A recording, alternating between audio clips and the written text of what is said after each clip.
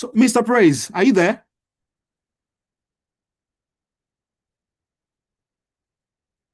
Hello, Mr. Praise, are you there? He's not here.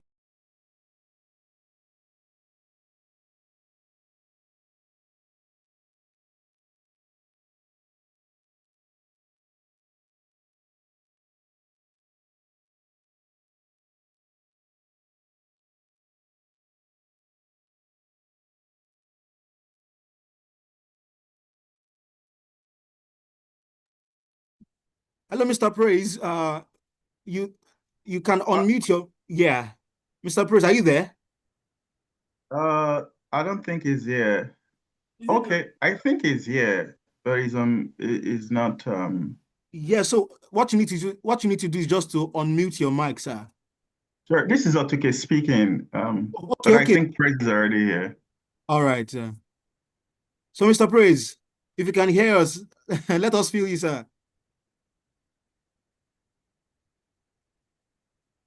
Is he speaking already? Yeah, I'm coming. Ask to unmute.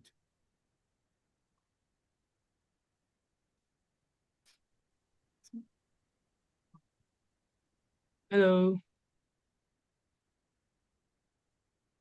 Hello, can you hear me? Yes, we Hi, can yes. hear you, sir. Just go on, sir. We can hear you, sir.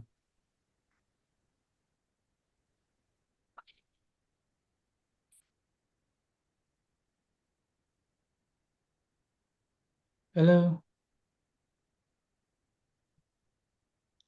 I can hear you. Okay, all right. Okay, all right. Sorry for coming late. I messed up the time zone difference. All right. Good morning, good afternoon, everyone. My name is Praise, and welcome to the virtual session for Poetry as the Voice for the Silenced. Poetry as the Voice for the Silenced and disappeared and displaced. And our guest today is Otuke Omokoro and Usain Ahmed. First of all, how we're going to go is I'm going to be inviting the guests to read um some some poems, maybe 2 to 3 poems from their collection, from their latest collection. And I don't know who would like to go first Usain and um between Usain and Otuke. Um, I don't mind going first, but Otuke's book just came out. I don't know if you want the opportunity to go first.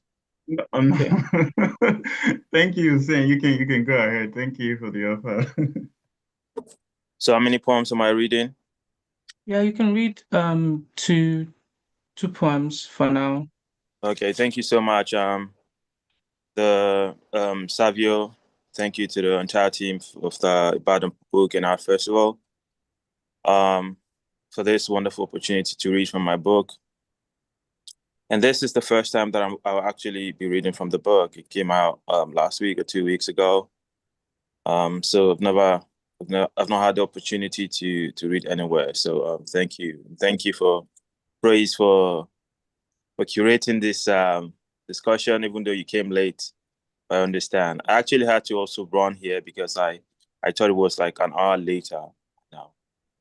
But thank you, and thank you to Otuke, who I'm seeing for the first time in the virtual, even though not physical. Thank you so much.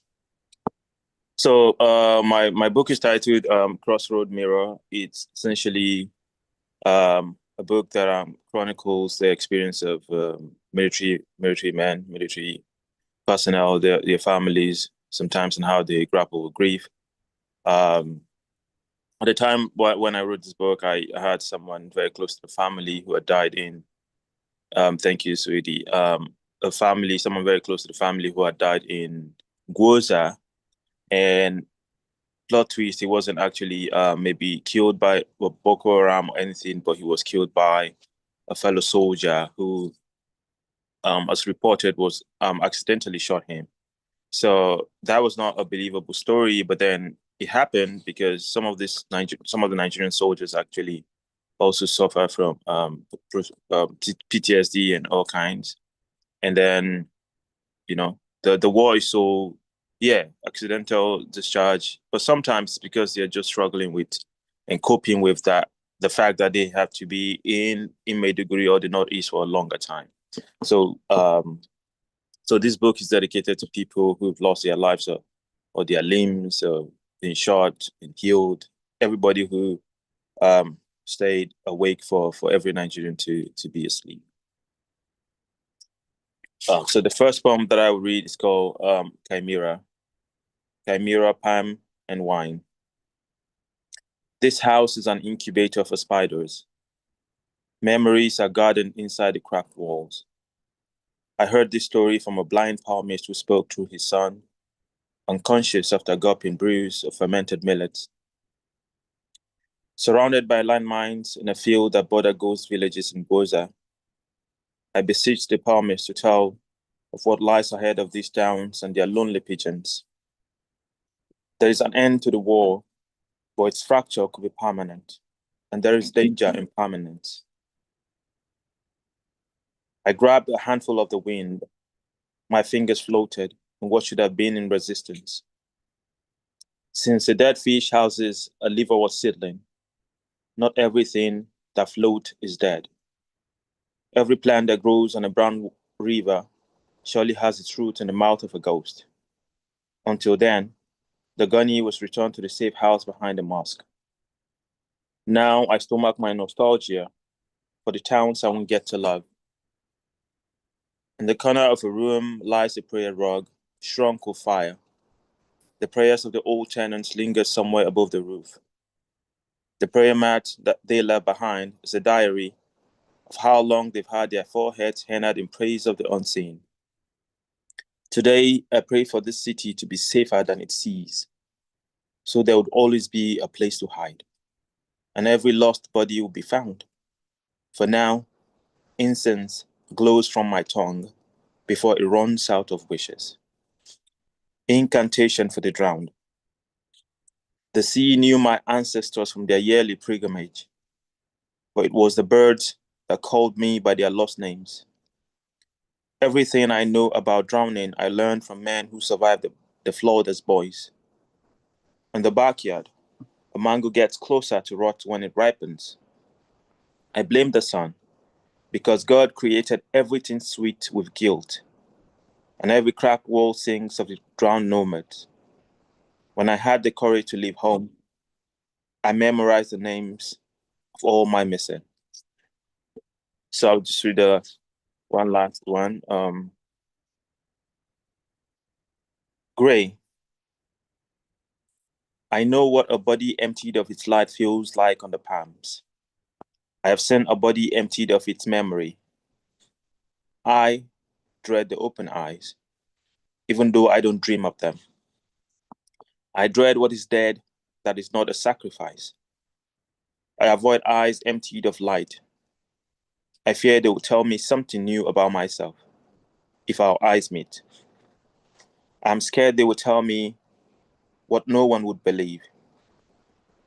I am not bold enough to be a mad prophet, but today I locked eyes with a small body emptied of want.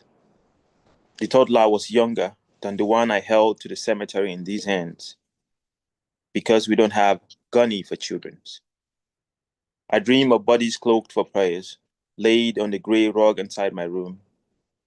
I'm waiting for my brothers to join me, as we always do, but they are 7 seas away, and this prayer must be said before the sunset. The moon is God's right eye. We don't bury our dead under its light even in war. I was alone, but I heard my lover's voice asking me to switch off the fan. With eyes eclipsed with fatigue, I raised my hands and brought the blaze to a halt.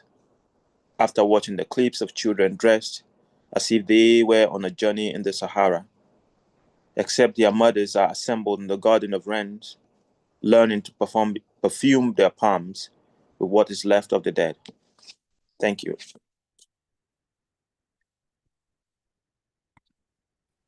That was wonderful. That was very wonderful. I was just noting some lines down because that was very beautiful, like powerful languages. And I I mean, I think I heard everything I know about running. I knew about Uh, from men who survived floods. yeah, God made everything sweet with guilt. Uh, I know what the body emptied of life feels like. The moon is God's right eye. I think those are very beautiful lines that are going to touch me. Um, I would like to ask some questions before we move to Othuke. okay. Okay, so I mean, obviously, the topic we're talking about is poetry as a voice for the silence, disappeared, Yeah, and displaced. And this speaker that is talking in this poem, in your poems, is I don't is like should I say displaced or something because it seemed far away. Because there's also the line about everyone that I love is like seven seas away. yeah, So how do you like see poetry as something that we can use to explore?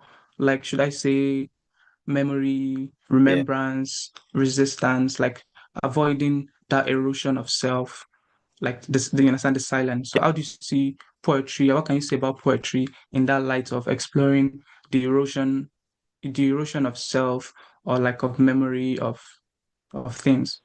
Yeah, thank you so much, Praise, for that question. I believe that displacement is not entirely just like when you move across seven seas, as it was mentioned in my book. Sometimes displacement can happen to just one self of the body, right? Because there are times when, for example, the person you're writing about is no longer the person you are now. That in itself is a kind of displacement, right? So there's displacement of self, but the ones that I wrote about in this book is one of my own self and of the experience that I had gone through before. Because my father is an Islamic scholar, and I come from a house where everyone is like a Islamic Sufi scholars. They're all scholars of all kinds. And though it means that we're in charge of a mosque, so when people die, when a Muslim die, they bring them to the mosque. Some of them we do not know, some of them families, some of them friends. And I happen to be proudly, I would say, in charge. If I am at home and someone dies, for example, I'll have to be in charge of having to prepare the body for burial, which is like an Islamic ritual. But all those things were like the closer you are to the dead body, the less fearful you are of them. Because at some point you're also thinking, this can't be me, this could be someone even closer to you, someone, you know. So but I think when I believe well, what I believe is that when I left Nigeria and I was in Mississippi, for example, was when I then reflect back at those moments and like, some of those details that like meant nothing to me when I was in Kaduna, they started to like mean something. And that's what gave birth to this poem. So there is a displacement that happened with me that made me think and reflect back to home in a very special way. So the importance of, I feel, displacement, not as, although it's not entirely something that you can say that you have to travel to get it. Sometimes you move away from a certain place, and then that memory of those places you've lived before, those places that you are now, the present place becomes very clear. For example, I'd also lived in Ibadan before. I lived Airport Road. I lived in Ibadan Airport Road, for example, and I love Ibadan so much, right? But I'd never written about Ibadan.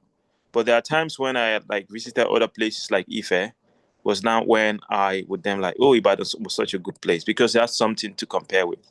But you live in the present or you live in the past, even in your head, you don't get that liberty or that freedom of thoughts, especially craft wise, to talk as clear as possible about them. But if you have the opportunity to leave, which entirely does not mean crossing the sea. If it just mean like you used to be sad and now you're no longer sad, then it gives you that very clarity to write about those moments when you're very sad or depressed. So I feel like that's to me what displacement is. It's not entirely a physical thing. Sometimes it's also emotional. Sometimes it's spiritual. Sometimes you're religious and no longer religious. And then you can then question the concept of God, for example. Or sometimes you're not religious and then you become religious and then you start to question the lack of not believing in a higher being. So I feel like for me, that is what displacement means. And that's what I kind of like explore in my book. And thank you for that question. Okay, so yeah, that was very should I say, brilliant answer of displacement, because it's not just like a physical thing, it's also an emotional and psychological thing. Like you said, if you experience a change, that's also some form of displacement, you understand? And it's important for people to know that there are multiple ways to write about it. You don't have to actually like cross the Atlantic or oceans. So that was a very key thing for me. And something else we're also exploring in this session is discussing the moral and artistic, should I say, responsibility of the modern poets in preserving truth. Yes. Okay. I'll just like you to speak briefly on truth, like writing Oh, okay. about truth. Yes, on writing about truth. Yeah. So my own belief is that I feel like poetry should speak of the truth as closely as possible, right? But there are times when your memory will fail you, but then you're not writing. As long as you're not writing to suppress someone's voice, or you're not writing to erase the kind of some kind of people or their experiences, I feel like that is true enough, especially in terms of poetry. If you're using, I would just continue to use examples of places that I know. If I am to write about Ibadan as of today now, and I would describe Iwo Road, people who happen to know Iwo Road today, or like Savio, who's in Ibadan, maybe probably on the team, they would then look at me and be like, "No, Iwo Road, nobody sells. There's that woman is not there. So what is he writing about? It's not even writing about the authentic Iwo Road, but then in my own memory, that is the Iwo Road that I know, right? And that's also about person. The father you grew up with, it's not the same father that your own siblings you grew up with. So when you say, "Oh, my father's a discipline, how do you say disciplinarian? How do you say it? Yeah. Yeah, Yes. English fail me sometimes. So if you say No that, worries.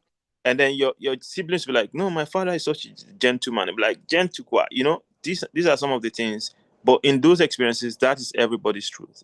So what I'm saying categorically is that the experience of a military family coping with grief that I've written here is not a generalized one, right? So I believe that when we write about the essence of truth, is just that you're true to your own self and the craft as much as possible. But you cannot be like 100% truth, because there's no one unified truth anywhere. So even if you write about the concept of Nigeria being a very troubling situation right now, I guarantee you there are people who are living fine in it now. You know what I mean? There are times when the Mhm. worst moment in one's life is some people's best version of you. So in those moments, we're like, "Oh, in 2019, I was so depressed." I'm like, "But you were so funny that time." We, so things Yeah. like that does not mean there's no one way to look at truth. And I think the most troubling thing for me is when people, maybe readers or critics or anyone, want to now like gauge or guard how someone's truth. To be like, why are you Mhm. writing about this particular team? Like there are people who would say, for example, why are you writing about a certain teams? Because you have never visited there.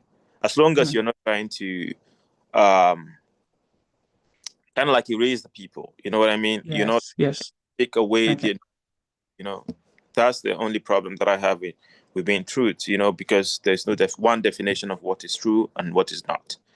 So that's like my own thing about my short note about truth and poetry.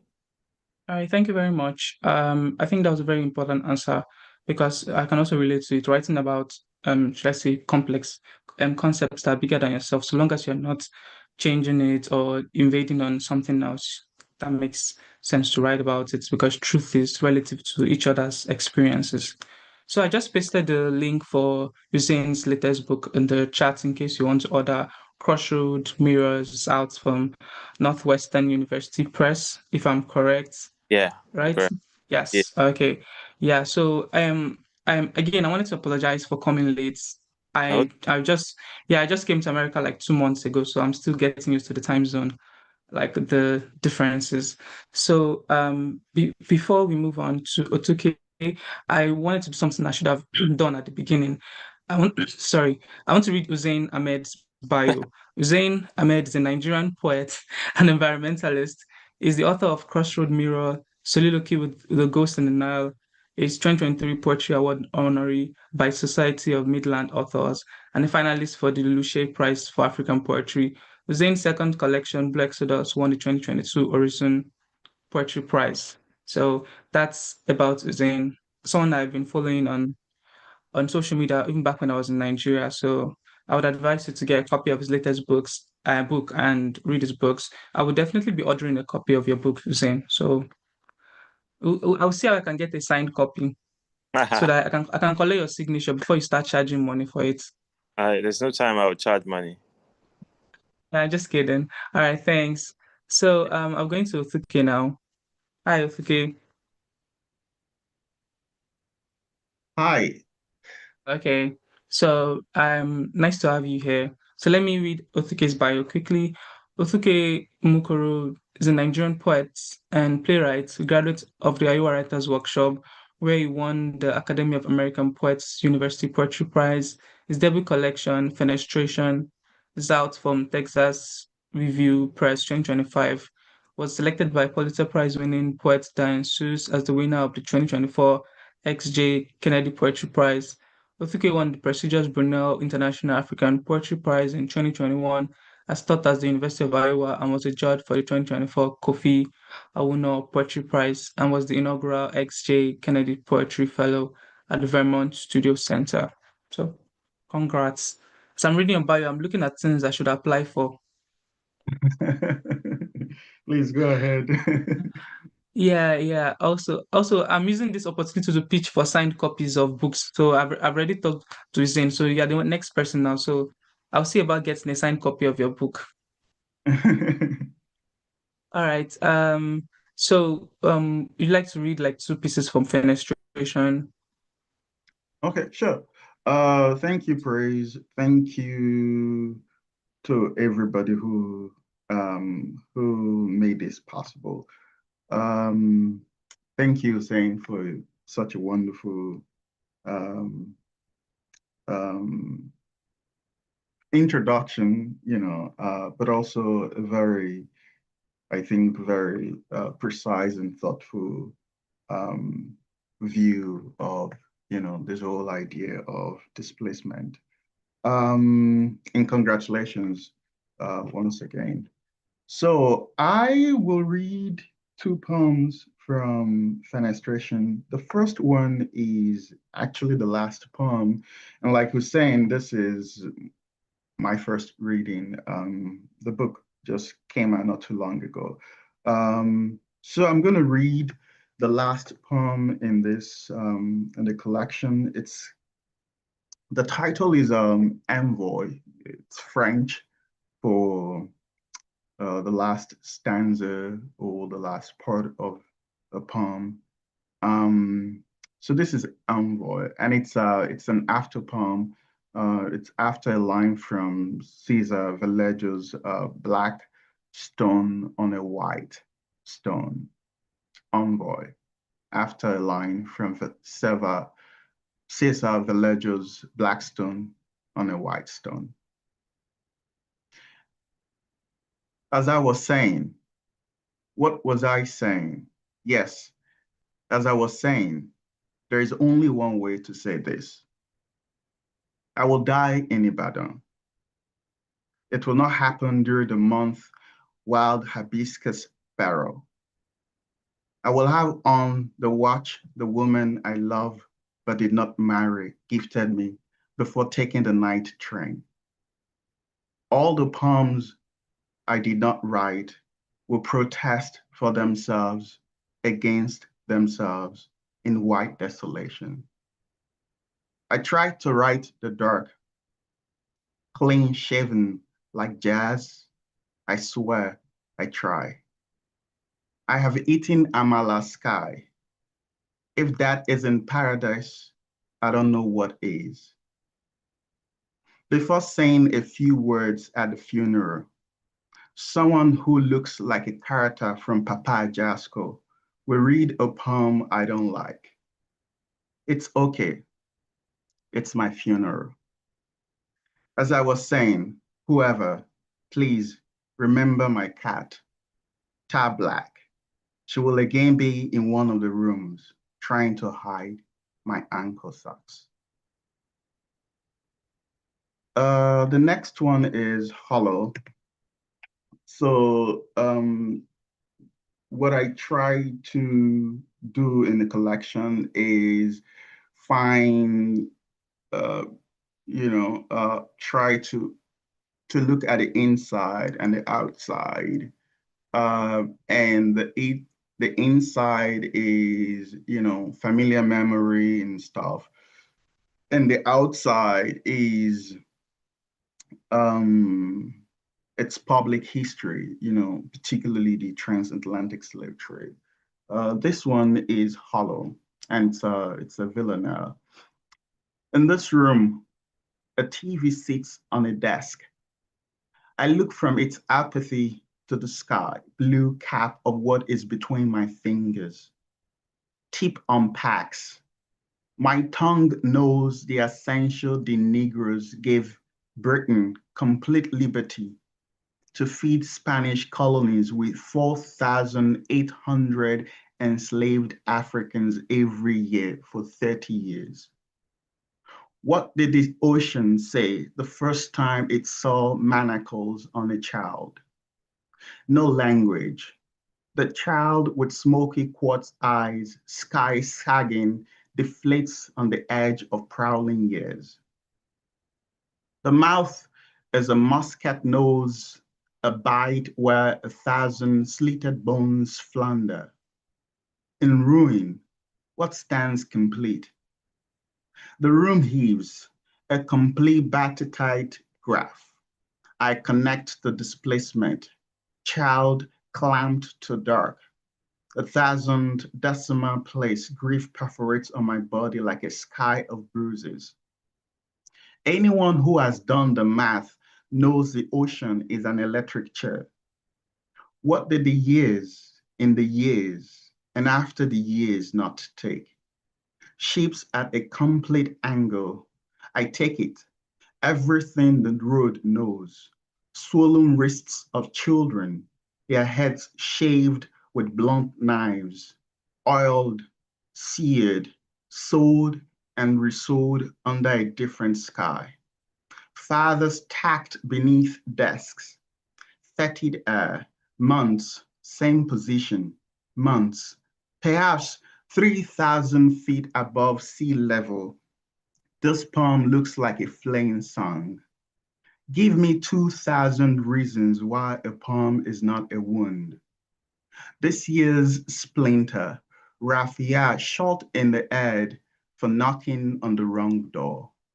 A scarlac is thrilling, and I'm breaking into incomplete shadows behind my ink. Outside, the childish spring is on the arms of a salsa magnolia. Forgive me, who knows? I don't know what the mother who fights back with a hunger strike knows. Only something fierce against flesh, as in 1,000 scourges, until splatter after quick splatter. Oh, childhood, years from now, what will grow inside this poem? Doesn't desolation come complete with an undertaker sky?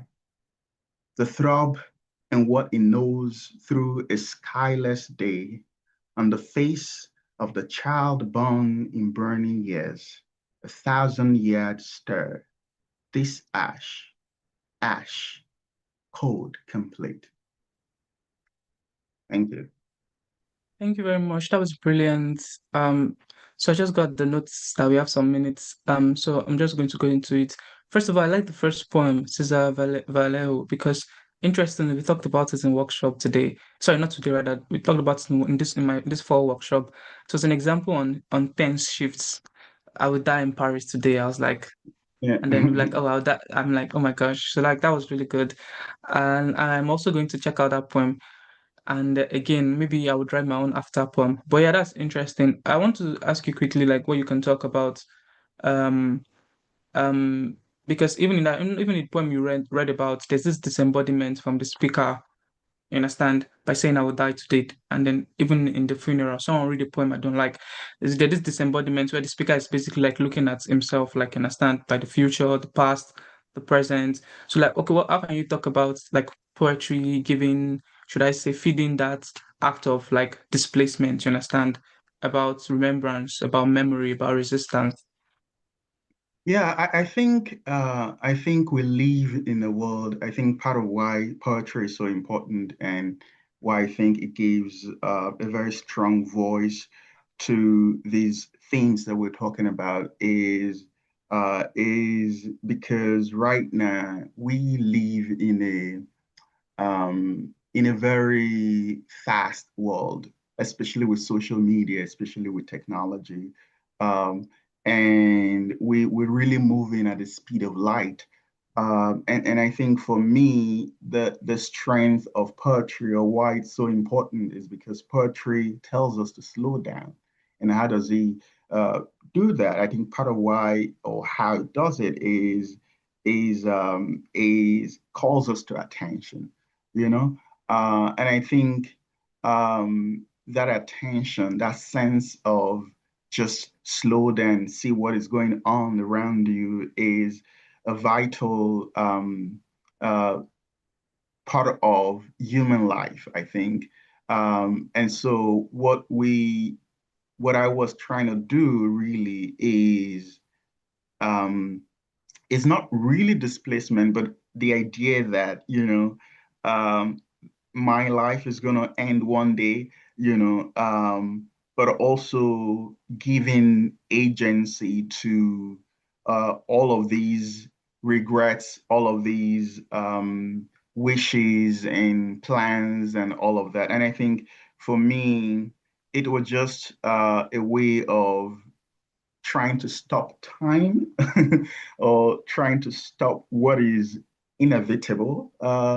Um, but I do enjoy the very idea that the poetry tells us to pay attention, to slow down, Mm. and and be in the moment, and um, to give voices. And I think part of why poetry is such a strong genre is I think there's so much wisdom in it. And perhaps it's the oldest, genre of writing. And I think there's wisdom in that. It has seen a lot of things, seen a lot of words, seen a lot of displacement, silences, and given agency and voices to those things. Yeah. Okay. So I want to ask you quickly to just like speak briefly on like preserving truth, like using poetry. Okay, I think probably you just did about that because, well, let me give you another chance to just speak briefly about preserving truth with poetry. I mean, you just said it's like one of the longest form. I think it The probably oldest. is the oldest. Yeah, Yeah. the Sorry. oldest Yeah. genre. I think, I mean, Hussein clinically answered that question, but I would also say that there's a book by Richard Hugo. It's called Triggering Towns. Really, it's a book on craft, but I think one of the things that I like the very idea that, if I'm writing about a place, for instance, right, Mm. I want to be as truthful as possible. Uh, but there is also the idea of the truth of the poem and the truth of, life or whatever it is that you're writing about. So for example, if I'm writing about Ibadan and um, and there is say for example there is no river. Let's assume, and of course there are rivers in Ibadan, but let's assume that say Ogunpa River or any of those things don't exist, right? uh I think, but I am writing if the poem needs a river, if I think that the poem needs a river, I think that I'm going to put a river in that poem. And so I'm just trying to say that there's the truth as we see it in reality, but it's also the truth of the poem, you know whatever the poem needs to get the work done. uh Okay. I mean, it's a Thank logic. discussion conversation. Yes, yes, thank you. Sorry, because of time. So I want to ask you both a brief question. I'll start with using what would you say like is the responsibility of the modern poet in like preserving memory? You understand? In talking about collective memory, about, you understand, making sure that society is not forgotten. So what would you say quickly about the responsibility of the poet in preserving memory? The I responsibility think, has been yeah, the go ahead, Hussein. Okay. Hussein, yeah. responsibilities have always been the same, right? Like whatever you write about, you're preserving it. But the fact that you're writing about someone's death, in a way, you've preserved the life they've lived. That's my own thing. So I believe that regardless of how we see it, in general, that's essentially what poetry does.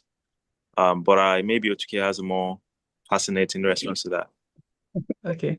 I was gonna say the same thing. I think anybody who is writing right now is already doing the job. I think, I guess that the what I would uh, add to that is how you write about it. There are a lot of people who wrote about, the struggles of the civil rights movement or anti-colonialism, but there are few people who we turn to, and I think part of why we turn to those people is not like there were not a lot of people who were writing during that period, is because um, they laid emphasis on craft.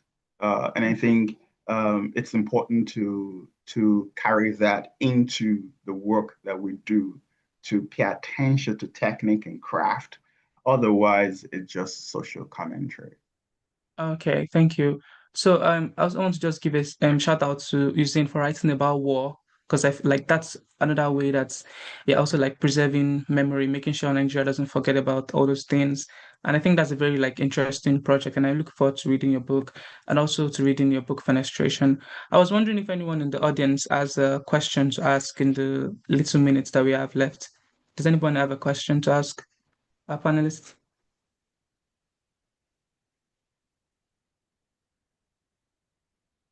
If you have a question to ask, you can just put it in chat briefly. I don't think we have a question.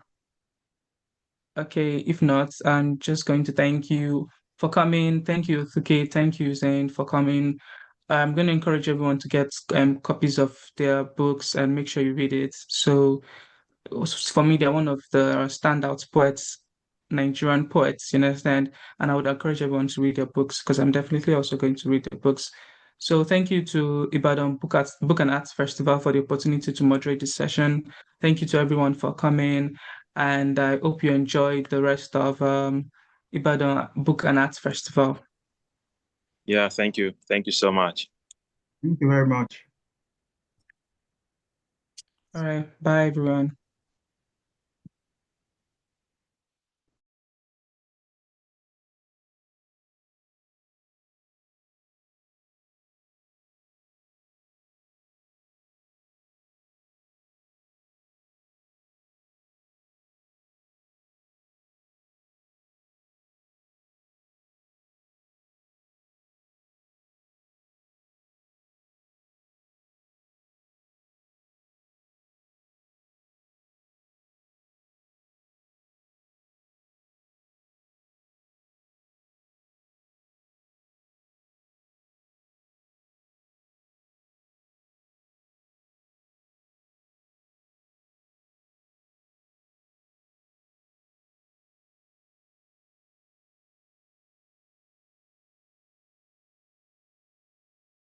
All right, thank you, everyone. So the link for the next session is actually in the chat box, and it will be starting shortly. So you can please join in. The link is here, titled "The Geography of Belonging: Finding Home in a Place of Exile," to be moderated by Mr. Susuedi Vershma Gema. So I don't know if you have that. So see you for the next. I'll see you at the next panel session.